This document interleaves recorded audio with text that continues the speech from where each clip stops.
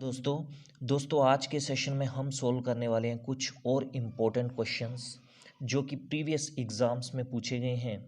दोस्तों ये जो क्वेश्चंस आज हम करने वाले हैं ये HPTGT नॉन मेडिकल का टैट जो कि जुलाई 2021 में हुआ था उसमें पूछे गए थे।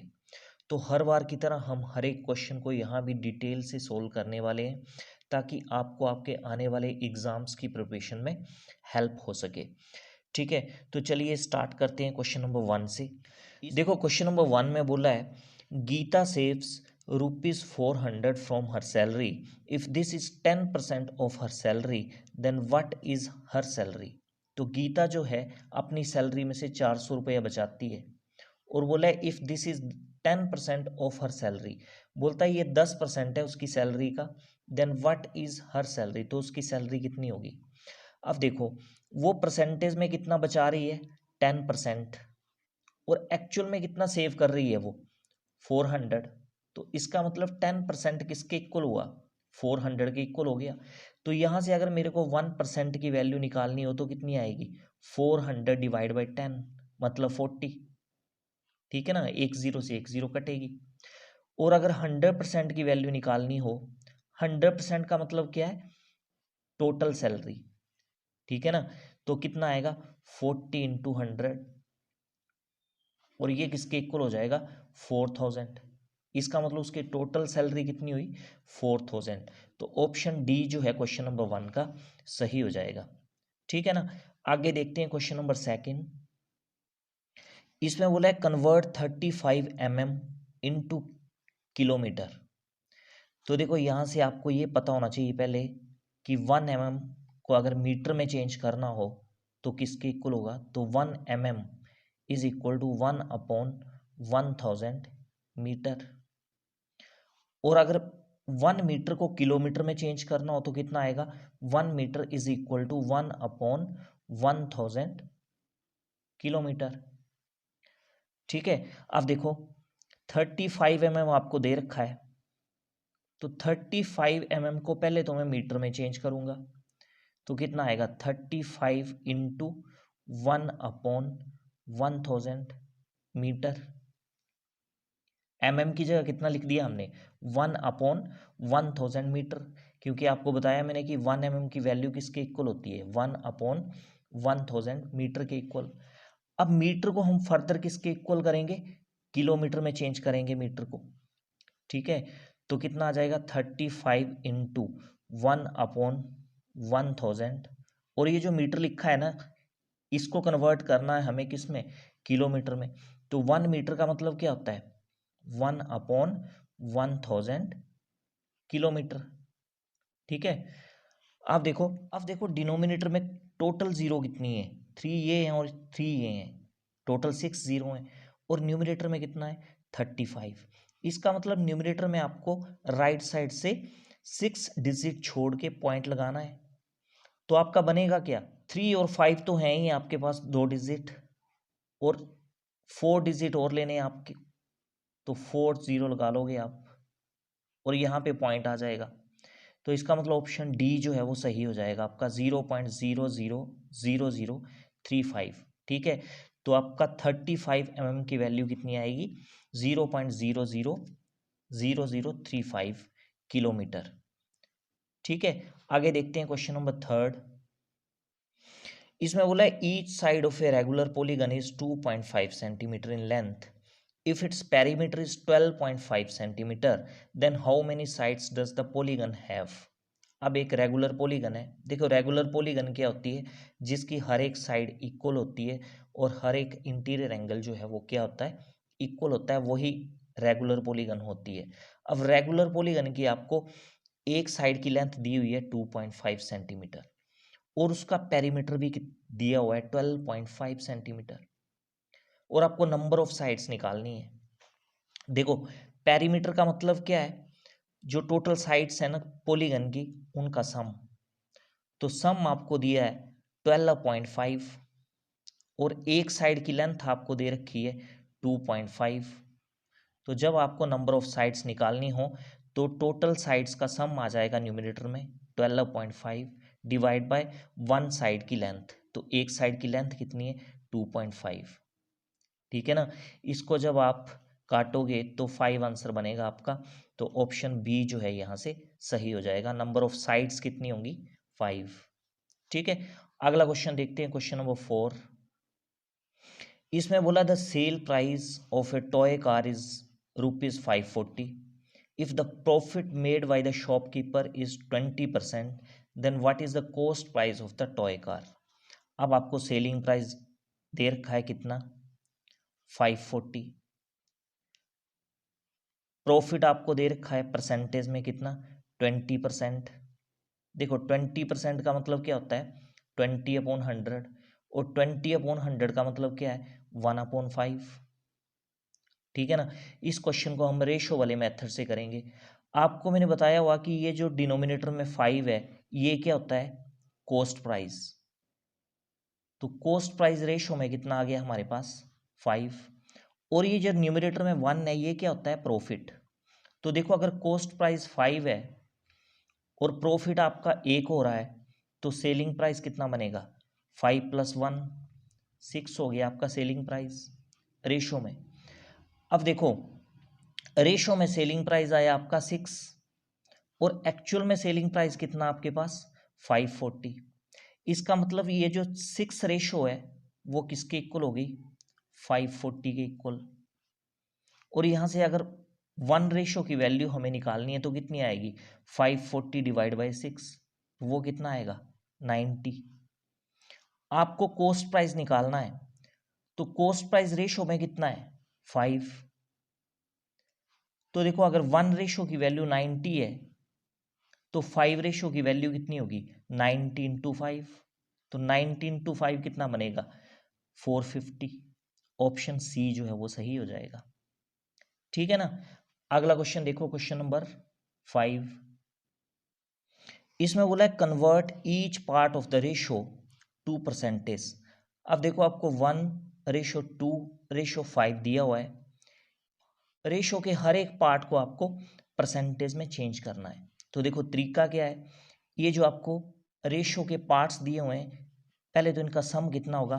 5 + 2 + 1 8 होगा। आपको पहले सबसे पहले फर्स्ट पार्ट को परसेंटेज में चेंज करना है। देखो फर्स्ट पार्ट कितना है? 1, तो 1 आ जाएगा न्यूमरेटर में, और इनटू 100 करोगे, क्योंकि आपको पता है जब आपको परसेंटेज में चेंज करना होता है तो क्या करते हो? इनटू 100 आपको करना पड़ता है। तो 8 से 100 को जब आप काटोगे तो कितना आएगा? 12.5%। तो ये जो फर्स्ट पार्ट है आपका 1, ये परसेंटेज में कितना आएगा? 12.5। तो देखो ऑप्शन डी में सबसे पहले जो है 12.5% लिखा है, तो ऑप्शन डी जो है इसका सही हो जाएगा। डायरेक्ट आप यहाँ से ऑप्शन डी को टिक कर सकते हो। और अगर आपको सेकंड पार्ट देखो निकालना है परसेंटेज में, तो सेकंड पार्ट कितना है आपका? 2 है। इन पार्ट्स का सम 8 है, इन 2 आ जाएगा आपके पास 100। 2 4 द 8 एंड 5 से 100 कटेगा तो 25%। ठीक है, आपको थर्ड पार्ट परसेंटेज में चेंज करना है, तो न्यूमरेटर में 5 आएगा, 5/8 × 100, तो सोल्व करोगे तो 62.5 आ जाएगा। ठीक है ना। तो ये इस तरह से सोल्व होगा। आगे देखो क्वेश्चन नंबर 6। देखो इसमें बोला रहा diagonal of a rhombus are 15 centimetre and 30 centimetre, find its perimeter. तो आपको रोम्बस के डायगोनल्स दे रखे हैं, आपको पेरीमीटर निकालना है। देखो आपको पता है रोम्बस की हर एक साइड क्या होती है? सेम होती है, इक्वल होती है। ठीक है ना। तो अगर तो हमें रोम्बस की साइड दी होती तो पेरीमीटर निकालने का सिंपल सा फॉर्मूला था 4 × A, तो पेरीमीटर निकल आना था। पर हमें रोम्बस की साइड नहीं दी हुई, हमें क्या दिए हैं? रोम्बस के डायगोनल। तो जब आपको रोम्बस के डायगोनल दिए हों तो पेरीमीटर निकालने का फॉर्मूला होता है 2 × √D1 का स्क्वायर। D1 मतलब डायगोनल 1, और D2 का स्क्वायर मतलब डायगोनल 2। तो देखो इसको फर्दर जब सोल्व करोगे आप, तो डायगोनल 1 कितना है? 15। जब आप 15 का स्क्वायर करोगे कितना आएगा? 225, प्लस डायगोनल D2 कितना है? 30। 30 का स्क्वायर करोगे तो 900 आ जाएगा। ठीक है। तो इसको जब आप फर्दर सोल्व करोगे ना, तो देखो स्क्वायर रूट के अंदर क्या आएगा, 900 प्लस 225, तो ये बन जाएगा आपका 1125। ठीक है।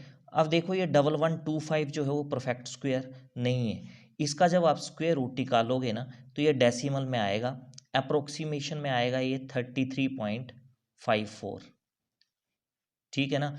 और इन दोनों को जब आप मल्टीप्लाई करोगे तो आपके पास बनेगा 67.08 सेंटीमीटर। तो ये पेरीमीटर आ जाएगा रोम्बस का, अगर उसके डायगोनल 15 सेंटीमीटर और 30 सेंटीमीटर है। तो देखो 67.08 फर्स्ट थ्री ऑप्शंस में तो है नहीं है, तो ऑप्शन डी इसका सही हो जाएगा, नन ऑफ द अबव। ठीक है। आगे देखते हैं क्वेश्चन नंबर 7। देखो क्वेश्चन नंबर 7 में बोला है the present age of Anu and Raj are in the ratio of 4:5। 8 year from now the ratio of their ages will be 5:6। Find their present ages. तो मान लेते हैं हम अनु को मैं ए से रिप्रेजेंट कर रहा हूं। अनु की एज की रेशियो आपको 4 दी है, तो अनु की एज को हम 4x मान लेते हैं। और राज की जो एज की रेशियो है वो कितनी है, 5 है, तो इसकी एज को हम 5x मान लेते हैं। अब देखो 8 ईयर फ्रॉम नाउ मतलब 8 साल के बाद। अब देखो 8 साल के बाद अन्नू की एज कितनी हो जाएगी, 4x प्लस 8, और राज की कितनी हो जाएगी, 5x प्लस 8। अब उसने बोला है 8 साल के बाद उनकी एज जिसकी रेशो, रेशो का मतलब डिवाइड होता है, तो 4x plus 8 divide by 5x plus 8 हो जाएगा। और ये रेशो किसके इक्वल दी है, 5:6, मतलब 5/6। ठीक है। क्रॉस मल्टीप्लाई करोगे तो क्या आएगा, 6 से जब आप मल्टीप्लाई करोगे 4x प्लस 8 को, तो ये बन जाएगा आपके पास 24x प्लस 48 इक्वल टू, और जब आप 5 से मल्टीप्लाई करोगे 5x प्लस 8 को, तो कितना बनेगा 25x प्लस 40, तो 25x प्लस 40। तो x वाली टर्म्स को आप एक तरफ करोगे, विदाउट x आप एक तरफ कर दोगे, तो x की वैल्यू यहाँ से कितनी निकल के आएगी, 8 आ जाएगी। तो आपको प्रेजेंट एजेस निकालनी है अन्नू और राज की। तो प्रेजेंट एज अन्नू की कितनी थी, 4x, तो x तो हमने निकाल लिया कितना, 8। तो अगर यहाँ पुट करोगे तो 4 × 8 कितना हो जाएगा, 32। और राज की एज प्रेजेंट कितनी आएगी, 5 × 8, क्योंकि x की वैल्यू 8 है, तो 5 × 8 कितना हो गया, 40। तो अन्नू की आ गई 32, राज की आ गई 40। तो ऑप्शन ए जो है वो सही हो जाएगा। ठीक है। अगला क्वेश्चन देखते हैं, क्वेश्चन नंबर 8। अब देखो इसमें बोला है the area of rhombus is 240 centimetre square and one of the diagonal is 16 centimetre, find the other diagonal. अब देखो ये क्वेश्चन बड़ा ही कॉमन है टैट के एग्जाम्स में, लगभग हर टैट के एग्जाम में ये क्वेश्चन रिपीट होता है। तो देखो इसमें आपको एरिया दिया है रोम्बस का, कितना दिया है, 240 सेंटीमीटर स्क्वायर। और रोम्बस का एरिया का फॉर्मूला क्या बनता है, 1/2 d1 × d2।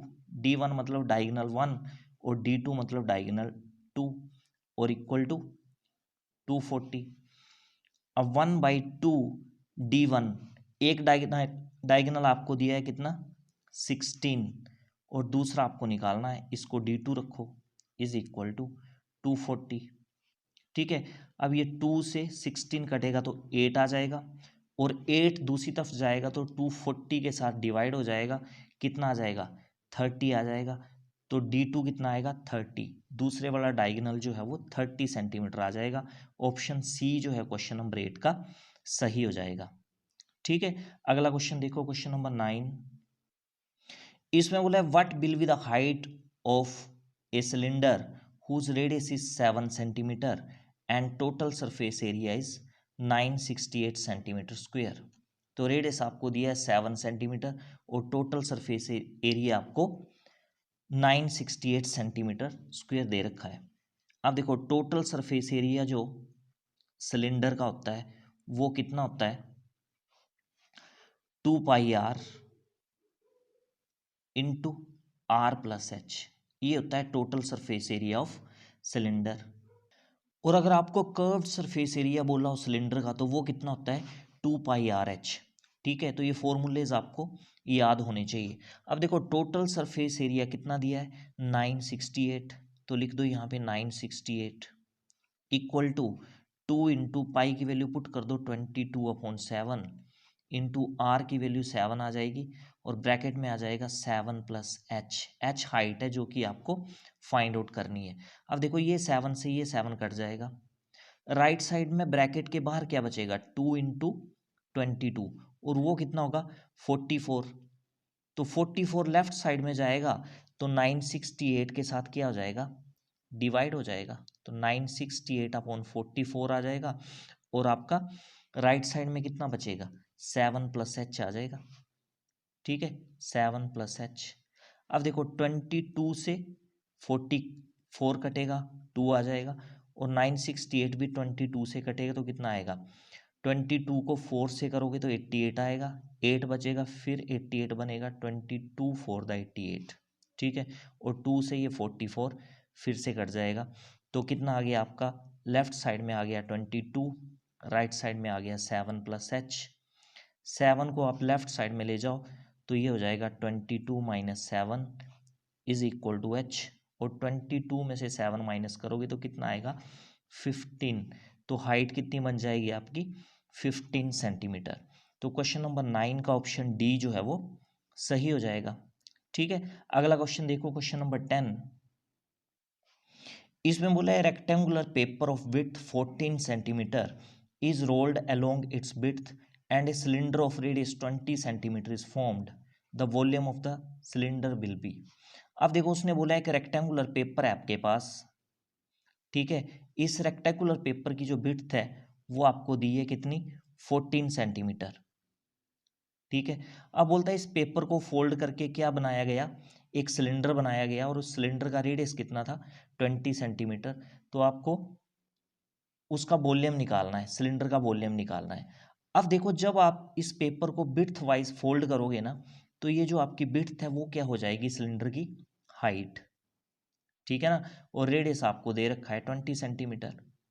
वॉल्यूम आप निकाल सकते हो, क्या फॉर्मूला होता है वॉल्यूम ऑफ सिलेंडर πr²h।